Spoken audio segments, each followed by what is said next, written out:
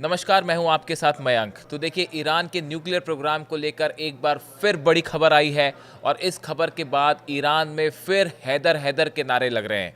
देखिए, मैंने अपने पिछले वीडियो में आपको बताया था कि अगले 24 से 48 घंटे में ईरान के ऊपर स्नैपबैक सैंक्शंस को लेकर कोई बड़ी खबर आ सकती है। और जो जिनेवा में टॉक्स थी फ्रांस, ब्रिटेन और जर्मनी के साथ ईरान के न्यूक्लियर प्रोग्राम को लेकर, वो फेल हो गई। ये मैंने अपने पिछले वीडियो में आपको बताया था। और देखिए, जैसा अंदेशा था, जो बात हमने अपने वीडियो में कही थी, वो बिल्कुल सही साबित हुई। 24 घंटे के अंदर ही फ्रांस, ब्रिटेन और जर्मनी ने ईरान के ऊपर प्रतिबंध लगाने का फैसला कर लिया है। और बदले में ईरान की तरफ से करारा जवाब आया है कि चाहे आप जो कर लें, ईरान नहीं झुकेगा, ईरान नहीं डरेगा। और ईरान की जनता भी जो है वो अली खामेनी साहब के साथ खड़ी दिखाई दे रही है इस पूरे मुद्दे पर। और देखिए, ये पूरा प्रोसेस क्या है, स्नैपबैक सैंक्शंस क्या है और अब आगे क्या होगा, मैं आपको इसको समझाता हूँ। देखिए, पहली जो खबर आई है, France, Germany and UK launched a 30-day process to reimpose sanctions on Iran over its nuclear program on Thursday, sending a letter stating their intent to UN Security Council। इन तीनों देशों ने, यूरोप के तीनों देशों ने यूनाइटेड नेशंस की security council को एक लेटर लिख दिया है और ये कहा है कि स्नैपबैक सैंक्शंस लगाने के लिए जो प्रोसेस होती है 30 दिन की, हम वो शुरू कर रहे हैं। यानी कि देखिए, हिंदी में बताऊं आपको मैं, फ्रांस, ब्रिटेन और जर्मनी के विदेश मंत्रियों ने पत्र में लिखा है, हम ईरान द्वारा JCPOA, ये उस समझौते का नाम था जो 2015 में ईरान के साथ इन देशों ने किया था। हम ईरान द्वारा JCPOA प्रतिबद्धताओं के महत्वपूर्ण गैर निष्पादन को सूचित करने के लिए तैयार हैं और इस प्रकार 31 अगस्त से पहले स्नैपबैक तंत्र को सक्रिय करने के लिए तैयार हैं। सरल शब्दों में समझिए, इन तीनों देशों ने यूनाइटेड नेशन सिक्योरिटी काउंसिल को एक लेटर लिख के ये कह दिया है कि ईरान पर प्रतिबंध लगाने की प्रोसेस हम आज से शुरू कर रहे हैं। और ये 30 दिन का एक ड्यूरेशन होता है जिसमें हर मुद्दे पर इस पर अलग अलग चर्चा होती है और अगर ये बात आगे बढ़ती है तो ईरान पर प्रतिबंध लगेंगे। अब ईरान ने भी इसका करारा जवाब दिया है। ईरान की तरफ से विदेश मंत्री अब्बास अराक्ची साहब ने कहा है, ये जो फैसला है ये अनजस्टिफाइड है, इलीगल है और किसी तरह का इसका कोई लीगल बेसिस नहीं है। और उन्होंने इस बात को लेकर भी जोर दिया है कि ईरान जो है वो अपने अधिकारों के मुताबिक, अपने हितों के मुताबिक जो ज़रूरी जवाब होगा वो जवाब इन यूरोपीय देशों को देगा। Araghchi called the move unjustified, illegal and lacking any legal basis and stress that Iran will respond appropriately to protect its national right and interest. Iran की तरफ से बात साफ कह दी गई है कि हम किसी दबाव में नहीं आने वाले। देखिए, ये जो बातचीत हो रही थी, बातचीत फिर वहाँ आके अटक गई कि ईरान के पास यूरेनियम एनरिचमेंट, ईरान का कहना है हम किसी सूरत में अपना यूरेनियम एनरिचमेंट का अधिकार नहीं छोड़ेंगे। और खासकर अब तो और भी चिंता की बात है क्योंकि अमेरिका और इसराइल के हमले हो चुके हैं। ऐसे हालात में एनरिचमेंट का हम अधिकार नहीं छोड़ेंगे और ये हमारे सिविल प्रोग्राम के लिए। लेकिन यूरोपीय देश और अमेरिका चाहते हैं कि पूरी तरह से एनरिचमेंट ईरान बंद कर दे। इस पूरी बैठक के बाद देखिए, जब ये प्लान, इस बैठक में कोई नतीजा नहीं निकल पाया और बात वैसी जैसे 6 दौर की बैठक खत्म थी वैसी ही खत्म हो गई आके। इसके बाद जो है वो ये फैसला हुआ कि स्नैपबैक सैंक्शंस जो है वो लगाने शुरू कर दिए जाएं ईरान के ऊपर। ये फैसला कर लिया इन्होंने। अब आप ये समझिए कि ये जो सैंक्शंस की नई बात हो रही, पहले ही ईरान के ऊपर बड़े सारे सैंक्शंस हैं, तो ये जो नए सैंक्शंस लग जाएंगे, अगर नए प्रतिबंध लगेंगे तो उसमें होगा क्या, इसको समझिए। ये समझना बहुत ज़रूरी है। देखिए, इन्फॉर्मेशन, हर चीज़ पे कोई भी मत बनाने के पहले आपको उसकी जानकारी होनी चाहिए, सटीक जानकारी होनी चाहिए। ये बहुत ज़रूरी है और इसको हर आम नागरिक को, आम आदमी को आपको समझना होगा। हम आपको सरल एकदम सब शब्दों में समझाएंगे। देखिए, the snapback on Iran nuclear sanctions will impose on Tehran extensive penalties that were in place before the 2015 deal. देखिए, अब क्या होगा कि 2015 में जो डील हुई थी ईरान के बीच में, और ये तीनों देश, फ्रांस, ब्रिटेन और जर्मनी भी उसका हिस्सा थे, अमेरिका भी हिस्सा था। इस डील के पहले जो ईरान पर सैंक्शंस लगे हुए थे, जो प्रतिबंध लगे हुए थे, वो प्रतिबंध अब फिर से लागू कर दिए जाएंगे। अब देखिए, ये जो समझौता हुआ था इसके तहत ये बात तय हुई थी कि जो प्रतिबंध 2015 के पहले ईरान पर लगे थे वो सारे प्रतिबंध हटा लिए जाएंगे, कम कर दिए जाएंगे। लेकिन अब ये स्नैप बैक सैंक्शंस यानी फिर से उन्हें लागू करना। अब इसके तहत वो पुराने सैंक्शंस जो है प्रतिबंध फिर से लागू हो जाएंगे। बात number 2, it would again freeze Iran's assets abroad, जितनी विदेश में ईरान की संपत्तियां हैं उसको फ्रीज किया जाएगा। तीसरी बात, and holds arms deals with Tehran and penalize any development of its ballistic missile program amongst other measures.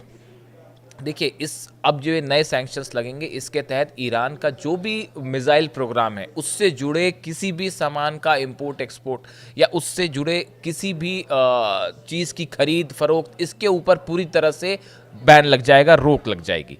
अब देखिए, ये जो बड़ी चीज़ें हैं ये इसके तहत ईरान के जितने दुनिया में एसेट्स हैं, जो संपत्तियां हैं, उसको फिर से फ्रीज कर दिया जाएगा। तो ये जो नए सैंक्शंस हैं ये ईरान पर लगेंगे। अब इसका परिणाम क्या होगा, ईरान की तरफ से क्या रिस्पॉन्ड किया जाएगा? देखिए, एक तो अब्बास अराक्ची साहब जो विदेश मंत्री हैं उनकी तरफ से ये बात कही कि ईरान अगर पश्चिमी देश अमेरिका पूरे सम्मान के साथ अगर हमें विश्वास पर लेकर अगर हमारे न्यूक्लियर डील पर बात करना चाहता है तो हम इसके लिए तैयार हैं। ये एक बड़ा ऑफर ईरान की तरफ से गया कि अगर अमेरिका चाहे, अगर यूरोप चाहे, वो पूरे सम्मान के साथ विश्वास के तौर पर ये विश्वास दिलाए कि अब फिर से हम पे हमला नहीं होगा, तो हम बातचीत के लिए तैयार हैं। इस तरह की भी एक जो है वो ईरान की तरफ से कोशिश रही कि ये सैंक्शंस को हर कीमत पर रोका जाए। लेकिन उसके बाद भी यूरोपियन कंट्रीज़ जो हैं वो इसको रुकने के लिए तैयार नहीं है। अब इस हालात में ईरान की तरफ से क्या कदम हो सकता है? देखिए, जो विदेश नीति के जानकार मान रहे हैं जो सबसे बड़ा कदम ईरान उठा सकता है वो ये कि यदि स्नैपबैक शुरू हुआ तो परमाणु अप्रसार संधि NPT से ईरान बाहर हो सकता है। ईरान खुद को NPT से अलग कर सकता है। इसका बड़ा मतलब ये होगा कि ईरान जो है वो अपने न्यूक्लियर प्रोग्राम को और तेज़ी से आगे बढ़ा सकता है, और ये भी माना जा रहा है कि हो सकता है कि ईरान जल्दी ही परमाणु परीक्षण भी कर ले।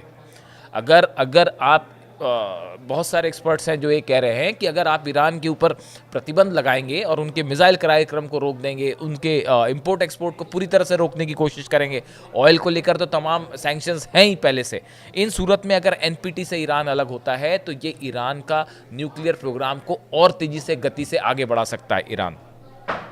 इसके अलावा देखिए, एक जो दूसरी बड़ी बात है वो ये निकल के आ रही है कि ईरान जो है वो पूरी तरह से IAEA का बॉयकॉट कर देगा। कि IAEA के तहत जो इंस्पेक्टर्स भेजे जाते हैं, जो इंस्पेक्शंस करते हैं, जो हाल ही में कुछ इंस्पेक्टर्स फिर से ईरान पहुंचे हैं, ईरान ने उनको इजाज़त दी, जो कि 12 दिन के युद्ध के बाद IAEA को उन्होंने बाहर कर दिया था कि आपको यहाँ आने की कोई ज़रूरत नहीं है, क्योंकि IAEA ने अमेरिका और इसराइल की निंदा नहीं की थी कि उन्होंने हमले क्यों किए। इस सूरत में अगर आप प्रतिबंध लगते हैं तो ईरान हो सकता है कि IAEA को फिर से बाहर कर दे। इस सूरत में ईरान के अंदर क्या न्यूक्लियर डेवलपमेंट्स हैं इसकी किसी को कोई जानकारी नहीं हो पाएगी, और ये बल्कि ज़्यादा नुकसानदेह होगा वेस्ट के लिए और यूरोप के लिए, ऐसा माना जा रहा है, कुछ लोगों का ये कहना है। तो इन हालात में ये जो नए डेवलपमेंट्स हैं ये एक बार फिर ईरान पर दबाव बनाने की कोशिश है। देखिए, रूस जो है अक्टूबर में, रूस जो सिक्योरिटी काउंसिल है उसका अध्यक्ष होगा, उसके पहले ये पूरी कवायद कंप्लीट करने की प्रोसेस की कोशिश हो रही है। दूसरी तरफ ईरान ने इस पूरे मुद्दे को लेकर चीन और रूस से मुलाकात भी की है, बातें भी हुई है, बात हुई है, और एक बड़ी मुलाकात होगी SCO की बैठक में जो बीजिंग में होनी जा रही है, जिसमें ईरान के ऊपर जो नए सैंक्शंस लगने वाले हैं इसको लेकर ईरान, रूस और चीन के विदेश मंत्री मिलने वाले हैं शंघाई में, जिसमें कुछ बड़े फैसले हो सकते हैं। ये तय हो सकता है कि जो कदम अमेरिका उठा रहा है या यूरोप उठा रहा है उसका कैसे जवाब दिया जाए, ईरान को इन सैंक्शन से कैसे बचाया जाए। इसके अलावा ये भी प्रोसेस शुरू हो सकता है कि अगर सैंक्शंस लगते हैं तो ईरान कैसे नए मार्केट्स खोजने की कोशिश करे, कैसे अपने ऑयल को नए बाज़ार तक पहुंचाने की कोशिश करे, कैसे अपने मिसाइल प्रोग्राम को कंटिन्यू आगे करने के लिए क्या कदम उठाए जाए। इन सब मुद्दों पर चीन, रूस और ईरान की भी चर्चा हो सकती है। इन हालात में देखिए, जब ये 2015 में समझौता हुआ था उसमें जो बराक ओबामा तत्कालीन अमेरिकी राष्ट्रपति थे, उन्होंने इस समझौते में एक ऐसा प्रावधान लिखा था जिसके तहत यदि ईरान समझौते का पालन नहीं करता है या उसमें फेल होता है तो ये स्नैपबैक सैंक्शंस लगा दिए जाएंगे, फिर से प्रतिबंध लगा दिए जाएंगे। तो अब इसको लेकर जो है तीनों देश, ब्रिटेन, जर्मनी और फ्रांस, ईरान पर प्रतिबंध लगाना चाह रहे हैं। और इस पूरे मामले में आगे क्या डेवलपमेंट होगा, ईरान इसे कैसे रिएक्ट करेगा। और देखिए, इसको लेकर ईरान के लोगों की जो प्रतिक्रिया सामने आई है, पूरा ईरान एक बार फिर इस मुद्दे पर अली खामेनी साहब के साथ खड़ा है और ईरान ये कह रहा है लाख प्रतिबंध लग जाएं, हम अपने हक की मांग हमेशा जारी रखेंगे। और देखिए, जब जंग हुई थी पिछली बार और अली खामेनी साहब ने जब जंग का ऐलान किया था, तो उन्होंने अपना जो सोशल मीडिया पे पोस्ट किया था उसमें उन्होंने कुछ शब्दों का इस्तेमाल किया था, उसमें से एक शब्द था हैदर। हैदर। और इसके बाद देखिए, एक बार फिर अब ईरान की सड़कों पर जो लोग हैं आपको हैदर हैदर कहते सुनाई दे जाएंगे, दिखाई दे जाएंगे, जब ये जैसे ये स्नैपबैक सैंक्शंस की बात हुई है। यानी ईरान के लोग, ईरान की जनता एक बार फिर इस बात के लिए तैयार है कि ज़रूरत पड़ेगी तो ईरान जंग के लिए भी तैयार हो जाएगा, और चाहे कोई साथ ना दे ना दे, अकेला ईरान सब पर भारी है, ये ईरान के लोगों का कहना है। अब ये पूरा मामला किस तरह से आगे बढ़ता है, इससे जुड़ी जो भी जानकारी होगी आप तक पहुंचाएंगे। Thank you so much.